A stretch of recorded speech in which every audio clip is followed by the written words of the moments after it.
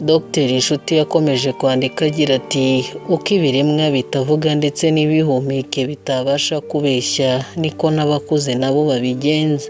Buriya igiti cy'amapapayi nticyakubeshya ko cyera amapera habe na gato.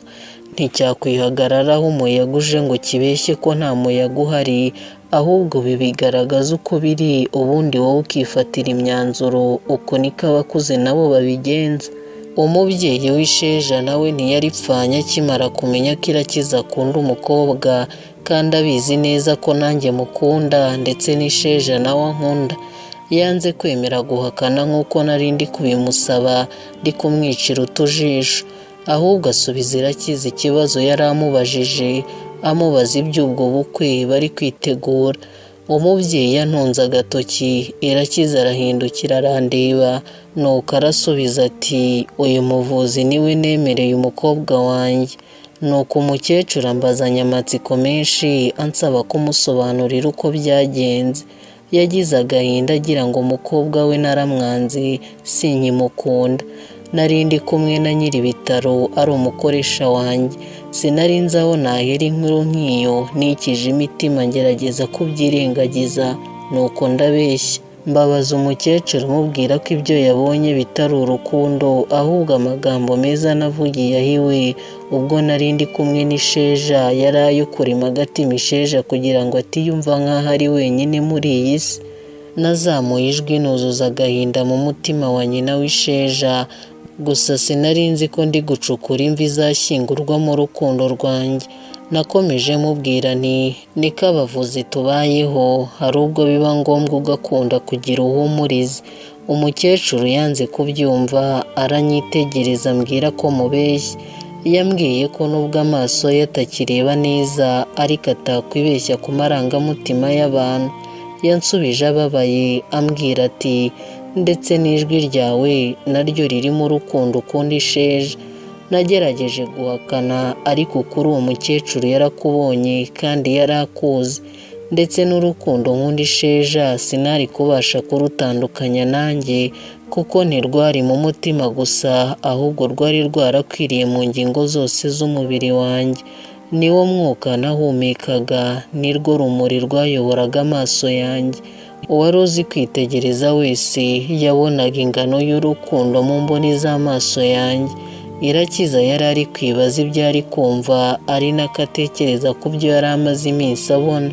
Nuko umukecuru yitsa imitima arakaye cyane arandeba arambwira ati nshuti mwana wanjye, nari narakwishimiye, sinari nzi ko wababaza amarangamutima y'umuntu kandi ari wowe ushinzwe kuyabungabunga. Twese twikije imitima agahinda gakwira aho ngaho.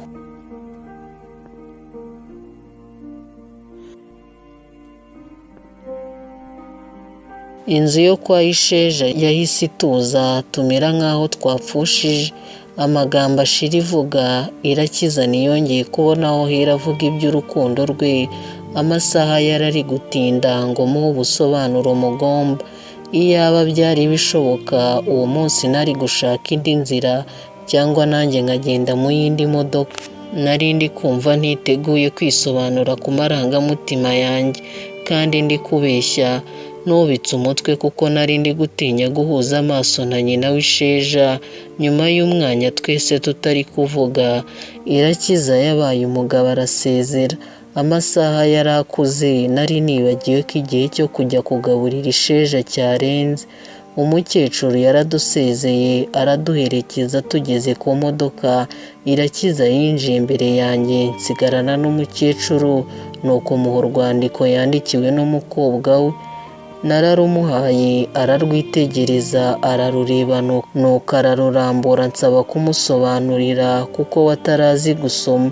Nabonye ntarumusubiraho mu muhanda, nuko nsaba umwanya Irakiza ngo njye kurumusomera mu rugo kwa Isheja. Irakiza yarabyemeye, nuko nsubirayo buri ntambwe yanjye umukecuru yarayitegereje agatega amatwi cyane akumva uko umutima wanjye utera. Yumva uko nitse imitima akamenya ko byose navuze ari ikinyoma, gusa yashakisha impamvu yo ntayibone.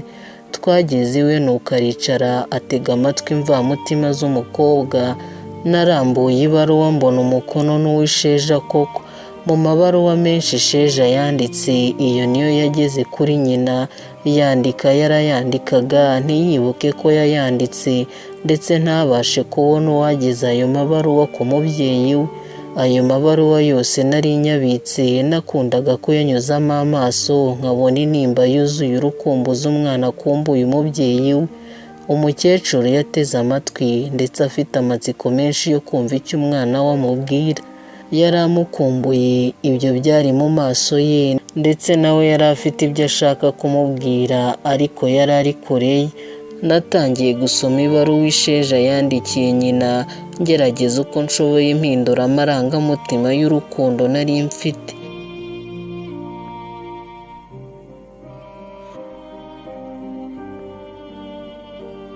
Sheja yari yandikiye umubyeyi amutashya agira ati: "Uraho mubyeyi wanyibarutse ukanyonsa ukandera kugira ngo nusaza nzabe ndi hafi yawe, nanjye nkubere akabando nk'uko wabigenzaga. Sinzi niba ameze neza cyangwa ameze nabi, kuko isaha n'isaha natungurwa nkongera nkasara. Yewe hari n'ubwo ibyo byaba ntari narangiza iyi baruwa, amakuru yanjye si mabi cyane, ariko si na meza, kuko ndacyari umusazi. Ese wowe uraho mubyeyi?" Ntacyo nibuka ku by'iwacu, mba nkubajije iby'imirima ndetse n'ibihinga byose nasize duhinze, ariko sinibuka igihe maze tutabonana. Mubyeyi nkunda, nzi neza ko nawe unkunda, ndabizi uhora ku karago winginga Umuremyi ndetse n'ibisekuru ngo nzakire ngaruke imuhira ntari umusazi, ahubwo ndi umukobwa wishimira. Ubu ndi kwandika iyi baruwa mfite amakuru meza ko nyuma y'igihe kirekire maze iminsi 2 nongera kurwara. Mubyeyi nakubeshye, sinizeye ko bizakomeza gutyo, niko ngira ubwoba ko bwacya ntakiri muzima, ahubwo nabaye umusazi. Iyo yaba wari uhari mama, mba nguhobeye nkabikora ndi muzima, ndetse nzi n'icyo bisobanuye. Gusa mfite ubwoba ko hari ubwo nagusaba kuza kundeba ukangeraho nongeye kurwara. Ahandi ndi kwa muganga, ndi kugerageza ibishoboka byose, ndetse n'abaganga bakamfasha. Ubwo iminsi 2 ishize wenda hari ubwo n'itatu izashira. Ndagukunda mubyeyi. Yari Sheja umwana wawe wabaye umusazi. Twembi twikije imitima. Umubyeyi andeba mu maso, arambura akaboko ansaba kumuha iyo baruwa. Narayimuhaye, nuko ahita anshyira ku ruhande arambwira ati: "Umbabarire kukubeshya, nzi gusoma ndetse no kwandika." Umubyeyi yarahagurutse agana mu cyumba cye, azana ikaramu n'urupapuro rwo mu kayi, nuko atangira kwandika yandikira umwana we. Ubwo yari ari kwandika yarambajije ati: "Kuki wambeshye?" Ndirengagiza. Arakomeza ati: "Ndabizi ukunda Sheja." Nari ntuje numva nabyemera, ariko nkibuka imvugo y'uko umugabo ahindukira ku buriri adahindukira ku jambo. Umubyeyi amaze kwandika nuko ampereza ibaruwa ansaba kuyigeza ku mukobwa we, ndetse aranshimira cyane. Namubujije kumperekeza kuko nari ndi kubona yananijwe n'agahinda ndetse n'urukumbuzi byari bivuye ku mukobwa we. Namusezeyeho ngenda nihuta, musiga ahagaze andeba yuzuye amatsiko.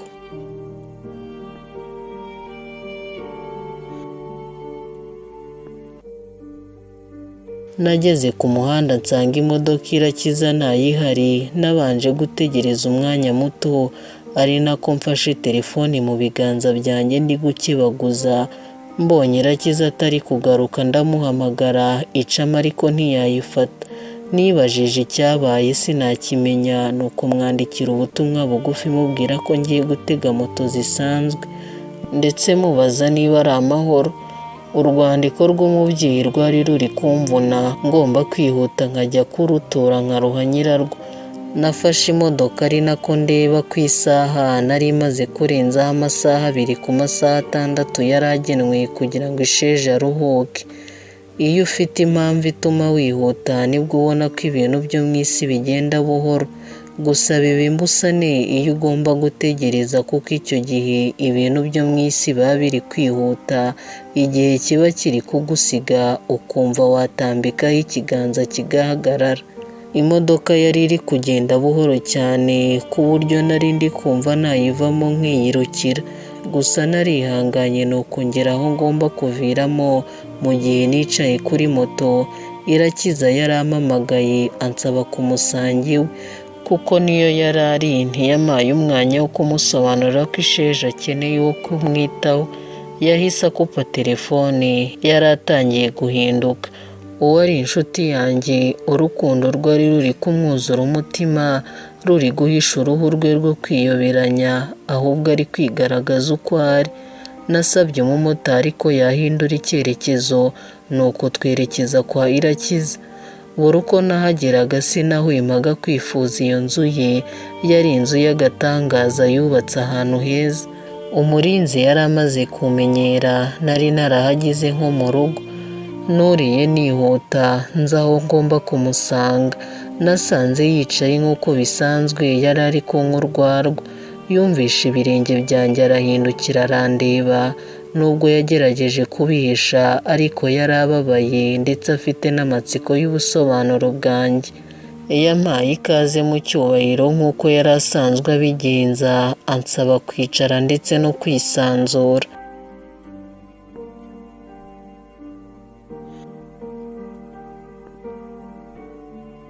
Nabanje kumubwira ko Isheja akeneye umuntu wo kumwitaho akamujyanira amafunguro. Ambwira ko yasabye abaforomo kubikora kandi bakabikorera ku gihe. Naramushimiye nuko ansaba gutuza no kureka gukomeza guhangayika. Yakoze ku ruhande amereza agacuma karimo n'umuseke. Irakiza yari ari kwenga urwarwa ruryoshye, agatoki ke kahuraga n'ibitoki, agahu kakaba gahuye n'umunyutsi. Twamaze umwanya buri wese ari kuganiriza agacuma, icyo twembi twari turi guhuriraho ni ukwitsa imitima. Sinari ndi kwemera ko duhuza amaso, nuko Irakiza arambaza ati, ese watunguwe? Ngira amatsiko y'icyo kibazo, mbanza gufata umwanya wo gutekereza impamvu mbajije gutyo. Arakomeza ati, kwihangana byananiye, mbona ninjyana nawe mu modoka ndayirenza umuhanda. Nihutiye kumubaza impamvu, aranyitegereza arambwira ati, ese koko wowe n'Isheja murakundana? Ku yindi nshuro narabihakanye, nkomeza kuvuga ko ibiba byose ari ku nyungu z'ubuvuzi. Nahise nsobanukirwa ko impamvu yari kurenza imodoka umuhanda ari ukubera gufuha ndetse no kutakira ko Isheja yaba uw'abandi. Nawe arabishimangira arambwira ati, buriya mfite uburwayi, sinjya nemera gutsindwa, aho gutsindwa napfa. Yarabivuze aramwenyura, gusa iryinyo rye ryari riri ku rindi. Ntiyari ari guseka ngo aseke abishaka, ntacyo nari mfite cyo kurenzaho uretse kugira ubwoba bw'ibihe biri imbere. Nibajije impamvu ndi gukomeza guhakana ko nkunda Isheja kandi umutima we wari uzi ukuri. Nashatse uko nagarura amagambo yanjye nkabwiza Irakiza ukuri, ariko amazi yari yarenze inkombe. Amagambo ni nk'imiyaga, iyo wamashije ntibiba bishoboka ko wagarura umwambi mu muheto wawe. Nagerageje kwitegereza ibimenyetso byo mu maso y'Irakiza, mbona ko ibyo avuga arabisobanura. Niba ari uburwayi simbizi, gusa kutemera gutsindwa nibyo byari byaramugize umugabo ari we. Ubutunzi bwose yari afite bwavuye muri iryo hame rye ryo kutemera gutsindwa. Ibiganiro byacu byari byahindutse, ubwisanzure bwacu bwari buri kwiyongera mu ihangana ry'umutima w'Isheja. Twakomeje gusangira, tukanyuzamo tukaganira ikiganiro gito, gusa ndi kurinda ururimi rwanjye kugira ntivamo inzoga zikampindura umunyakuri.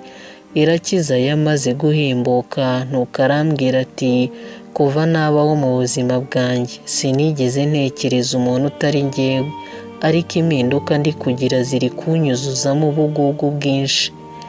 Yamfashe ku rutugu areba ikiyaga cya Kivu cyari imbere yacu, nuko mu kwizera kwinshi arambwira ati, uko byoroshye uko nakamya kiriya kiyaga cya Kivu, niko bigomba koroha nkabana n'Isheja. Yarahindukiye andeba mu maso arambwira ati uri umuvandimwe uzandinde guhangana nawe. Nuko arangije afata agacuma ansigaho mpagaze ndi kwitegereza ingano y'ikiyaga cya Kivu.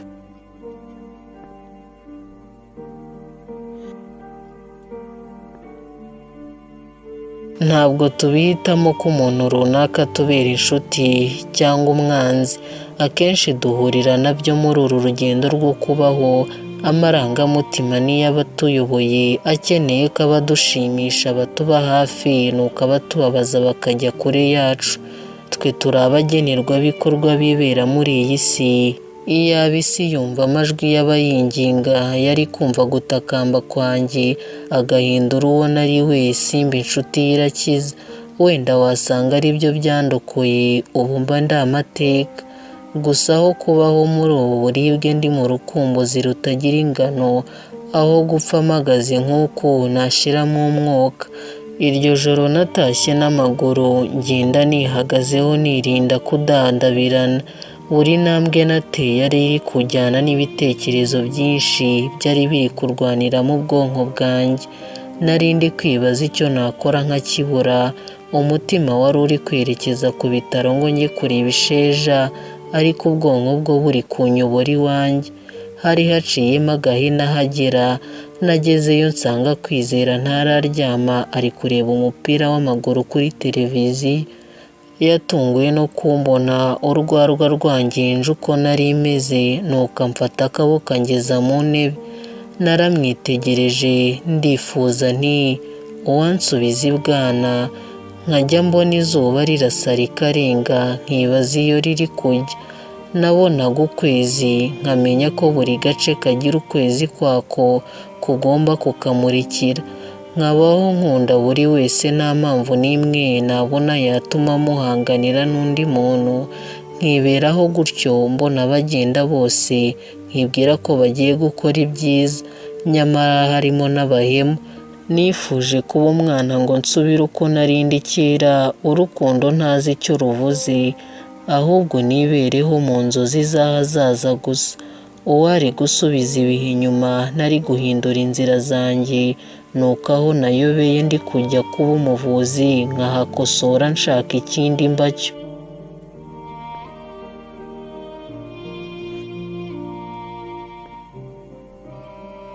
Nikije imitima inshuro amagana n'amagana, bigeraho Kwizera bihirwa no kureba umupira w'amaguru, azimya televiziyo arandeba arambwira ati wagira ngo izo wanyweye zari iz'agahinda.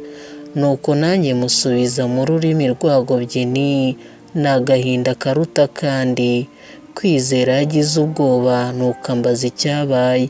Natinze kumusubiza kuko nari ndi kwibaza aho nahera, n'amatsiko menshi arambaza ati Isheja ntabwo azakira. Ibyo nibyo yari aketse. Nabihakanishije umutwe, ndetse mubwira ko ari mu nzira nziza zo gukira. Namubwiye ko ari ikibazo cy'igihe, ubundi akaba mutaraga. Kwizera ntiyanyuzwe, yakomeje kumbaza icyo nabaye. Kwizera yari umujyanama wanjye, yari azi byinshi ku rukundo rwanjye n'Isheja. Niwe wa mbere nabibwiye ko nkunda Isheja. Icyo gihe yansubije ko gukunda umusazi ari nko gusara. Niwe nari nkeneye ngo angire inama.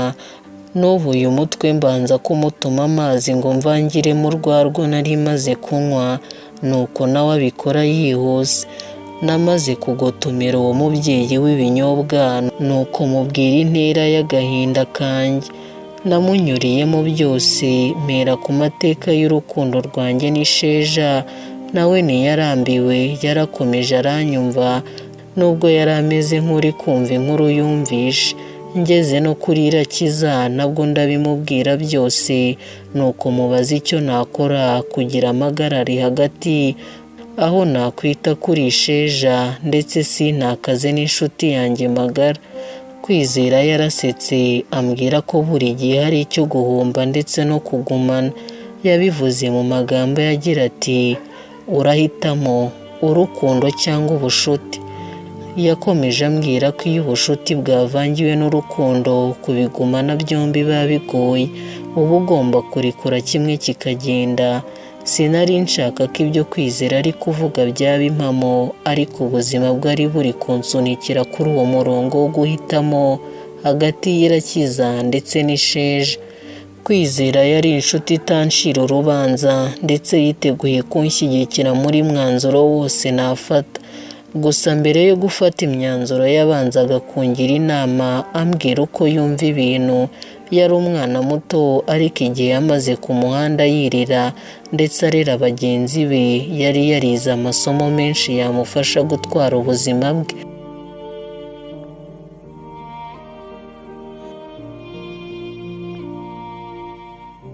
Nabwiye Kwizera ko Irakiza yiteguye kumena amaraso kugira ngo abone icyo ashaka. Nawe ansubiza ndema agatima ambwira ati umunyarwanda yarivugiye ati haba guhirwa ntihaba kuzinduka. Ubu nibwo ndi kwibaza igipimo gipima amahirwe tuba dufite iyo duteye intambwe duhanganira ibyo dushaka ko biba ibyacu. Hari ubwo indwanyi ziza amayeri yose y'urugamba arizo zitsindwa n'abiswe n'abanyantege nke. Ese amahirwe agendera ku ki iyo atoranya abasanga ko twese tuba duteze ibiganza ndetse ubushake ari bwinshi? Amahirwe abigenza ate kugira ngo bamwe abanyure mu myanya y'intoki asanga abandi bafite udutoki duto? Abahiriwe n'ibumbo bagurisha ijya nazo zikabakundira mu gihe uwo byangiye ngo ni umugeri w'isazi umena inkono ye. Iby'urugamba turwanira muri ubu buzima ni amayobera. Ikigoye kurusha ni uko nta gihe intsinzi iboneka ngo tuyishimire. Nyuma yo kuyibona, ikiba gikurikiye aba ari ukuyirinda, kuko byose dufite haba hari n'abandi baba babishaka. Iyo urangaye ibyo wavunikiye biragenda, ugasigara wiratana inkovu z'imiringa. Kwizera yandebye mu maso nuko arambaza ati none urahitamo iki hagati y'urukundo n'ubucuti? Siniriwe nzuyaza ngo mbitekerezeho, nahisemo urukundo. Ubwo nemera guhangana n'Irakiza. Kuva uwo munsi uko niko nari ntangiye intambwe ya kabiri inyerekeza hano muri gereza. Gusa sinicuza ayo mahitamo, kuko sinzi uko nari kubaho mbona narahebye urukundo rwanjye rwatwawe n'undi muntu. Nubwo natsinzwe, ariko uko biri ibyo byago simbasha kubibonesha amaso yanjye. Mbyumva mu nkuru, nubwo hari ubwo nibwira ko izaba ari inzozi.